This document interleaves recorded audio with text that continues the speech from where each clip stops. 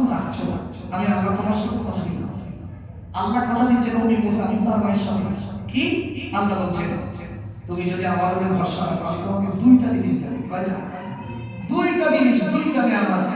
এক নাম্বার শর্ত হলো আল্লাহ কথা দিচ্ছেন ইন্দা রাদুহু ইলাইহি, তোমার এই বাচ্চাটা নীল দরিয়ায় ভাসতে ভাসতে পৃথিবীর যেখানেই যাক না কেন, এই বাচ্চাটাকে ঘুরিয়ে ঘুরিয়ে ঘুরিয়ে আমি আল্লাহ তোমার প্রথম পুরস্কার হবে এই বাচ্চা তোমার কোলে ফিরিয়ে দেব।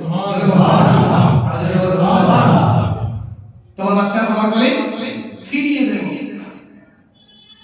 দুই নম্বরে আল্লাহ বলছেন এই আয়াতের দ্বিতীয় অংশে আল্লাহ বলছেন ওয়াজাইলুহু মিনাল মুরসালিন, তবে তোমার বেটাটা যেদিন তোমার কোলে ফিরে আসবে সেদিন আর সাধারণ মুসা থাকবে না, সেদিন তোমার বেটাটা আমি আল্লাহ আমার পক্ষ থেকে পয়গম্বর হয়ে যাবে। তাহলে আল্লাহ তো কথা দিলেন, তবে এই পুরস্কার দেওয়ার মূল কারণ হলো আল্লাহর উপর ভরসা, আল্লাহর উপরে। আল্লাহ বলছেন বান্দা তুই যখনের আযান হচ্ছে তুই ব্যবসাটা বন্ধ রাখ 10টা মিনিটের জন্য, যেহেতু সময় হয়ে যাবে আমাদের সাথে সাক্ষাৎ করার, তুই 10টা মিনিট বন্ধ রাখ, তোর ব্যবসা বাণিজ্য বন্ধ দেওয়ার মালিক তো আমি আল্লাহ। দেখো কেন সুকো রুজি তো আমি দিই, এটা আল্লাহ, আমি আল্লাহ, অবশ্যই আমি আল্লাহ। ইয়া সুকো রুজি দিই বিগাইরি হিসাব, এটা আল্লাহ ইয়ারযুকু মান ইয়াশা বিগাইরি হিসাব। আল্লাহ বলেন আমি বান্দাকে বেহিসাব রুজি দান করি, আমার ভান্ডার থেকে কখনো বান্দাকে কোনো কমি হয় না। জন্য বলুন সুবহানাল্লাহ। আচ্ছা আল্লাহ তো বারবার বলেছেন সময়, এই সময়গুলো আল্লাহর সাথে সাক্ষাৎ করো। কোন ব্যবসাটা বন্ধ করে কথা বলে না করে বরঞ্চ লস হবে। এরা হিসাব করে 10 মিনিট যদি 3 বার হয় তাহলে বলে 8 ঘন্টা লস। এদিকে আল্লাহ বলেন ভরসা রাখো দেব আমি, অবর থেকে বান্দা বলে 8 ঘন্টা মিস করলে আল্লাহ ভরসা করলে লস হবে।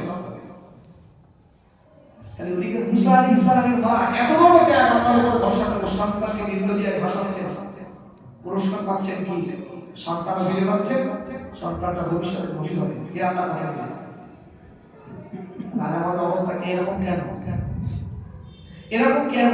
আযান যখন হয় সারাদিন তুমি তোমার সন্তানের জন্য, তোমার বিবির জন্য, তোমার পরিবার পরিজনের জন্য দুনিয়া করবে, অন্তত জোহরের সময় যখন মসজিদে মুয়াজ্জিন আযান দেয় হাইয়া আলাস সালাহ, এসো তোমরা নামাজের দিকে, মানে এখন তোমাদের সময় হয়েছে, তোমাদের মালিক তোমাদের রব তোমাদেরকে ডাকছে, এই সময় পৃথিবীর সমস্ত মানুষের সাথে সম্পর্ক রাখা তোমার জন্য হারাম। যথারীতি তুমি চলে আসো রবের সামনে, আশেপাশে কথা বলে ও 5 জন 7 জন 10 জন, এই নৈপুকুরের কমপ্লেক্সে 200 ঘর লাশ, 200 ঘর লাশ, একজন করে আসলে আলহামদুলিল্লাহ মসজিদের হক আদায় হয়ে যাবে।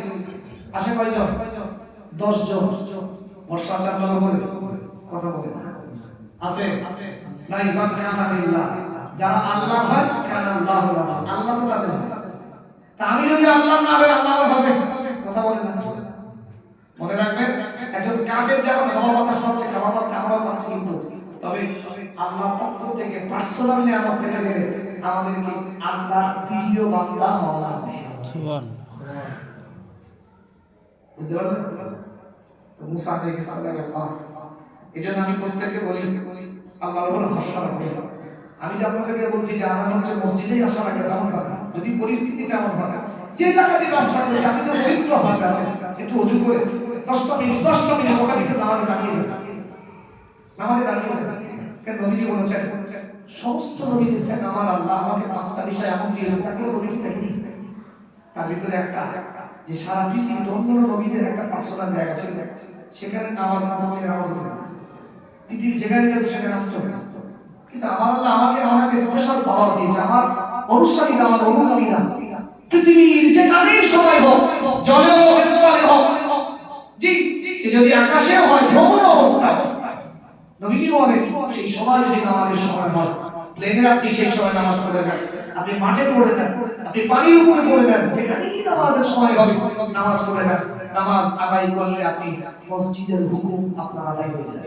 সুবহানাল্লাহ সুবহানাল্লাহ। তার কারণ সমস্ত পৃথিবীটা আমার আল্লাহ মসজিদের হুকুম করে দিয়েছে। এত সুযোগ সুবিধা পাওয়ার পরেও যদি কেউ রবের সাক্ষাতে দাঁড়ায়, তার মতো কবল ফাটা কেউ হতে পারে? চলুন সংক্ষেপ আলোচনা করি। তারপরেই মুসা আলাইহিস সালামের মা কি করবে? আল্লাহ ভরসা করে বাচ্চাটাকে নিয়ে দরিয়ায় ভাসিয়ে দিল। গভীর রাত, মানে একেবারে সোবে সাথে ভোরবেলা, তার বোন তার বলছি তুমি না এটা একটু ভালো করে খেয়াল রাখি, এই বাক্সটা কোথায় যায় খেয়াল রাখি। এখন দেখা যায় এই বাক্সটা ভাসতে ভাসতে আল্লাহর কি রহম থাকে, নীল দরিয়ার একেবারে সন্নিকটে ঝাড় ভয়ে বাচ্চা ভাসাচ্ছে, তারই পার্সোনাল একটা মানে প্রাসাদ, যে প্রাসাদে তিনি আরাম করতেন, সেই প্রাসাদ একেবারে নীল দরিয়ার কিনারা ছিল। ঠিক সেই সময় তার ঘরের ভিতরে সকালবেলা হযরতে আসিয়া রাহমাতুল্লাহি আলাইহা, যিনি আল্লাহর প্রিয় বান্দি ছিলেন, যেহেতু সে ফিরআউনের স্ত্রী, তার এক ঘরে গল্প হচ্ছে, হঠাৎ করে আসিয়ার নজরে পড়ে গেল একটা বাক্স ভেসে ভেসে আসছে। এখন আসিয়া বলছে জামা এই দেখো একটা বাক্স ভেসে আসছে। তৎক্ষণাৎ আসিয়া তার স্বামী বুঝিয়ে আসলে, যেহেতু স্বামী থাকতে তার স্ত্রী কোনো কাজ আগে করতে যায় না, স্বামী বলে তো স্বামী বলে তুমি দাঁড়াও আমি একটু দেখি বাক্সটাকে তুলে দেখি বাক্স কি আছে। কিতাবের ভিতরে এসেছে সাথে সাথেই যেই ফিরাউন, যেহেতু ফিরাউনের নাপাক আর বাক্সে রয়েছে নবী, যেই হোক সিন্দুকটা তুলতে গিয়ে সিন্দুকটাতে এত ওয়েট, এত ভার, ফিরাউন বলে আসিয়া এই যে এত ওয়েট আমি তুলবো কি নাড়াতেও পারছি না। আসিয়া বললেন সর আমি দেখছি। আসিয়া এসে বিসমিল্লাহির রহমানির রহিম যেই বললেন, অটোমেটিক্যালি ওই সিন্দুকটা হালকা হয়ে আসিয়ার হাতে উঠে গেল। সুবহানাল্লাহ সুবহানাল্লাহ। এখন বাবা ফিরাউন ভাবছে যে আমার জন্য এত কঠিন হলো, আমি একটা পুরুষ মানুষ আর এই মহিলা এর জন্য হালকা হয়ে গেল। তিনি চিন্তা ভাবনা করে আবার বলে এখন তারা না করলেন। ফেরাউন বলে চলো চলো আসি আমি একটু করি।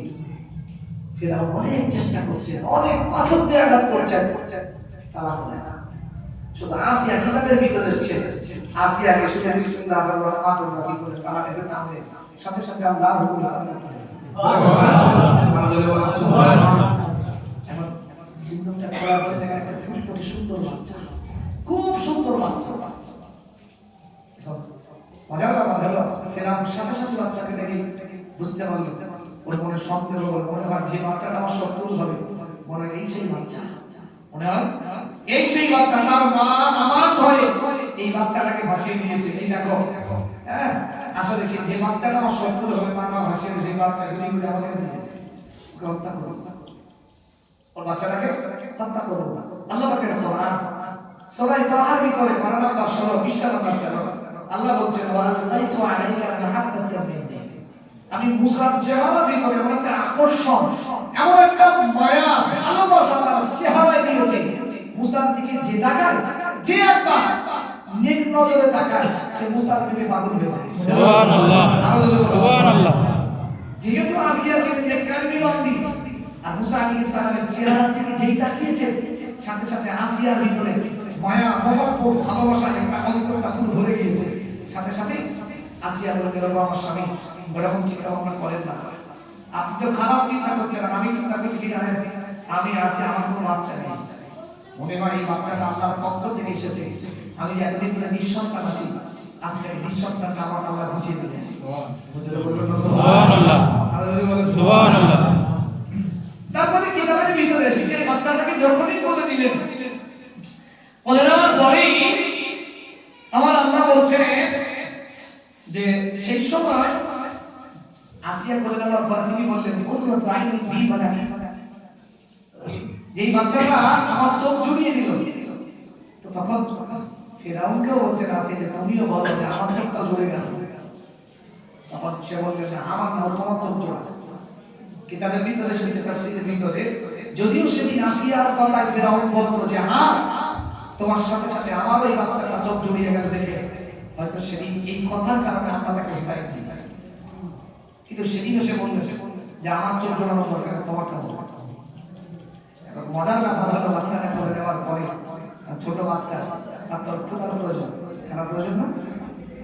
এখন মজার ব্যাপার যেহেতু আল্লাহ খাতুনের সাথে কথা মুসা আলাইহিস সালামের মায়ের সাথে কথা দিয়েছেন যে তোমার বাচ্চাটাকে আমি তোমার বলি ফিরিয়ে দেব। মজার ব্যাপার যেই এবার দুধ পান করানোর ব্যাপার এক এক করে ধাত্রী মাতা আসে, কোন ধাত্রী মাতা দুধ পান করে না, ধাত্রী মাতা দুধ মুসা আলাইহিস সালাম পান করে না। এই জন্য করে আল্লাহ বলছেন ওয়াহাররামনা আলাইহিল মাওয়াদিআ মিন কাম, পৃথিবীতে মুসা মা ব্যতীত যত ধাত্রী মাতা আছে সব ধাত্রী মাতার দুধ পান করা আমার পয়গম্বর মুসার জন্য আমি আল্লাহ হারাম করে দিলাম। সুবহানাল্লাহ, সুবহানাল্লাহ। তাহলে মা ছাড়া পৃথিবীর কারো দুধ পান করবে না এই মুহূর্তে। ওয়াহারামনা, আমি হারাম করলাম আলাইহিল মারাদিয়া মিন কাম, হারাম করে দিলেন। মুসা আলাইহিস সালাম কোন ধাত্রী মাতার ইসলামে দুধ দেয় না, কারো দুধ পান করে না। ধাত্রী মাতা এসে বলে বাচ্চা হবে না, আপনার বাচ্চা দুধ পান করতে পারবে না। এদিকে পাগল হয়ে যাচ্ছে বাচ্চা, দুধ খাবে আমাদের বাবা। এদিকে সেই মুসা আলাইহিস সালাম দূর থেকে দেখে আমার ভাই ফিরআউনের বাড়ি উঠেছে। এদিকে মুসা আলাইহিস সালাম মা পাগল হয়ে যাচ্ছে, ঝাড় ভয় ভাসিয়ে দিলাম তার বাড়ি উঠবে, আমার বাচ্চাটা হত্যা করে ফেলবে। এখন বলে মা তো পেরেশান, বা কান্নাকাটি করবে, চেল্লাচিল্লি করবে, এবার পাশের বাড়ি কিছু জড়িয়ে কান্নাকাটি করবে, জড়ো হবে, বিষয়টা জানতে চাইবে। তাই আল্লাহ বলছে যে আমি যদি মুসা মায়ের অন্তরে যদি ওয়াসবাহা ফুআদু উম্মি মুসা ফারিগা ইন কাদাত লাতুবতি বিহি লাউলা রাবাতনা আলা কলবিহা লিতাকুনা মিনাল মুমিনিন, আমি যদি মুসার মায়ের অন্তরে তার হৃদয়টা শক্ত না করে দিতাম তাহলে সে এত কান্নাকাটি করতো বা এত রোনাজারি করতো, তার দ্বারা সে তার পরিচয় আসল পরিচয়টা প্রকাশ করে দিত। আসল পরিচয় প্রকাশ করে দিত যে ওই বাচ্চাটা আমারই বাচ্চা। তাহলে এটা যখন প্রকাশ করতো তখন আর দেখতো না, ফেরত ডাইরেক্ট জবাই করে দিত। আল্লাহ বললেন আমি তার মায়ের অন্তরটাকে শক্ত করে দিলাম যাতে প্রকাশ না করে, কান্নাকাটি না করে, শুধু একেবারে নীরবে কেঁদেছে, প্রকাশ করে না। মজার ব্যাপার, বাচ্চাটা দেখলেন যে কারো দুধ পান করে না, সাথে সাথে দরবারে গিয়ে বলছেন ও বাচ্চা শোনেন, আমি আপনাকে এমন একটা কথা বলি শোনেন। ফাকালা হাল আদুল্লুকুম আলা আহলি বাইতিহি, আমি আপনাকে এমন একটা পরিবারের সন্ধান দেব, এমন একটা ধাত্রীমাতার সন্তান দেব, আমি আশা রাখছি সেই ধাত্রীমাতার দুধ আপনার বাচ্চা বানাতে যাবে। বলবেন না সুবহানাল্লাহ? সাথে সাথেই বললেন তাড়াতাড়ি যাবে ধাত্রীমাতা নিয়ে। এখন বাচ্চাটা বাড়িয়েছি, বললেন মা তার সুখবর কি? মা দরবারে আমার ভাই কারো কোনো ধাত্রীমাতা দুধ পান করে না, আমি আপনার কথা বলেছি, বাচ্চা বলেছেন আপনাকে নিয়ে যাবে, আপনি চলেন। সাথে সাথে মুসা আলাইহিস সালামের মা চলে গেল ধাত্রীমাতা সেজে রাজদরবারে। যে বাচ্চাটা এতদিন ধরে দুধ পান করাচ্ছে তার মা ভয়ে চিন্তিত হয়ে না জানে হয়তো ওই বেঈমানরা এসে আমার বাচ্চাটাকে হত্যা করবে। আজকে সেই বাচ্চাটা সসম্মানে তার মা রাজদরবারে দুধ পান করাতে যাচ্ছে। মজার ব্যাপার, দুধ পান করাতে গেলে যে ধাত্রীমাতা হিসাবে তার মা করে দিল, সাথে সাথে মুসা আলাইহিস সালাম সাথে সাথে দুধ পান করা শুরু করলেন। এখন ফিরাউনের যে অ্যাসিস্ট্যান্ট হামান ছিল, প্রধান অ্যাসিস্ট্যান্ট ছিল, তার শব্দ যে এত ধাত্রীমাতা আল্লাহ কারো দুধ পান করে না, এই বাচ্চাটা এই ধাত্রীমাতার দুধ সঙ্গে সঙ্গে পান করা শুরু করেছে। আমার মনে হয় এটা মা সন্তানের কানের সাথে অন্য কিছু হতে পারে। এখন এটা কঠিন প্রশ্ন, যেহেতু নবীদের মায়ের আল্লাহ অনেক হিকমত দিয়েছেন, জ্ঞান দিয়েছেন। সাথে সাথে খাতুন বলেন শোনেন বুঝলে আমার কিন্তু আপনি আপনার মঙ্গলের কথা বলছেন, আমার বাড়ি যদি বাচ্চা হতো, আমার গর্বটা আস্তে আস্তে বাড়তো, মানুষ জানতো আমার বাড়ি বাচ্চা হলে কেউ জানলে এটা হতে পারে। আপনারা এত তল্লাশি করে যে বাচ্চা পেয়েছেন পাননি, এটা আপনি মন করার কথা বলছেন। তা বুঝলে আমার চুপ হয়ে গেছে। এখন মজার ব্যাপার, 2-3 দিন হওয়ার পরে দুধ পান করানোর পরে যেহেতু মুসা আলাইহিস সালামের আরেকটা ভাই ছিল, সেও জামানার নবী হযরত হারুন আলাইহিস সালাম। এখন 2-3 দিন হওয়ার পরে মুসা আলাইহিস সালামের মা বাচ্চাকে বলছেন বাচ্চা শোনা যায়, আমি তারা আপনার এই বাচ্চা দুধ পান করার জন্য সবসময় থাকতে পারি না, আমার স্বামী আছে, আমার পরিবার আছে, আমাকে বাড়ি যাবে না, আমাকে বাড়ি যাওয়া লাগবে, আমি বাড়ি চলে যাব। এখন যেই বলে যে বাড়ি চলে যাব, সাথে সাথে আসিয়া বলছে নবী আমার স্বামী, এই মহিলা যদি বাড়ি চলে যায় তাহলে আমার বাচ্চা দুধ পান করবে কে? আচ্ছা দুধ পান করাবে কে? আমার বাচ্চা তো দুধ তাহলে বাঁচবে না। আসিয়া তখন বলছেন ওগো আমার স্বামী, তাহলে এক কাজ করে এই বাচ্চাটাকে ওই মহিলার সাথে তার বাড়ি পাঠাও। সুবহানাল্লাহ, সুবহানাল্লাহ, সুবহানাল্লাহ। আল্লাহ বললেন তুমি আমার উপরে ভরসা রাখছো, প্রথম পুরস্কার ইন্না রাদুহু ইলাই, চিন্তিত হয়ে না, তোমার বাচ্চাটাকে ঘুরিয়ে ঘুরিয়ে আমি আল্লাহ আমার তোমার কোল জড়িয়ে দেব। সুবহানাল্লাহ, সুবহানাল্লাহ। সেই মুসা আলাইহিস সালামকে আবার মায়ের কোলে ফিরিয়ে দিচ্ছেন। এতদিন দুধ পান করা ছিল ভয়, এখন সেই মা রাজদার বাচ্চাকে নিজের বাচ্চা বাড়িয়ে আনছেন, তবে মুখ ফুলিয়ে। আর কারো বলার ক্ষমতা নাই। এবার মজার ব্যাপার থাকে, ফিরাউন বলছেন ঠিক আছে আমার বাচ্চাটাকে নিয়ে যাওয়ার মাঝে মাঝে আমাদের বাড়ি আগুন দিকে নিয়ে যাবে, তবে আমার বাচ্চাকে দুধ পান করাচ্ছ, তুমি বাচ্চার বাচ্চাকে কি মন করে দুধ পান করাচ্ছ, আজ থেকে কোষাগার থেকে দেওয়ার জন্য প্রত্যেকটা মাসে মাসে বেতনের ব্যবস্থা করেছে। সুবহানাল্লাহ, সুবহানাল্লাহ। নিজের বাচ্চা নিজে ফিরে পেল, আমার নিজের বাচ্চাকে মা হিসাবে দুধ পান করানোর কারণে আমার কোষাগার থেকে নিজের মাইনেও পাচ্ছে। সুবহানাল্লাহ, সুবহানাল্লাহ। বর্ষা রাখতে হয়েছিল নাকি? রেখেছিল তো? রেখেছিল বলে আল্লাহ প্রথম পুরস্কার তাকে শুনে দিলেন। জোরে বলুন সুবহানাল্লাহ। তাইজন্য দ্বিতীয় পুরস্কার সামনে সাথে বলবো ইনশাআল্লাহ। আল্লাহ আমাদের সকলকে শোনা বলা থেকে বেশি বেশি আমল করার তৌফিক দান করেন। সকলে বলি আল্লাহুম্মা আমিন। ওয়া আখির দাওয়ানা আলহামদুলিল্লাহি রাব্বিল আলামিন।